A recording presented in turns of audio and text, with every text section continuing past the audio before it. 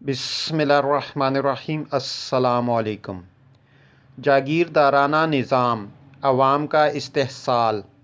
قائد اعظم محمد علی جناح رحمۃ اللہ علیہ نے فرمایا، میں ان جاگیرداروں اور سرمایہ داروں کو خبردار کرنا چاہتا ہوں جو ہمیں نقصان پہنچا کر پلے پھولے ہیں، ایک ایسے نظام کے تحت جو اس درجہ خباثت سے پر اور موذی ہے اور جس نے انہیں اس قدر خود غرض بنا دیا ہے کہ انہیں قائل کرنا بھی مشکل ہو گیا ہے۔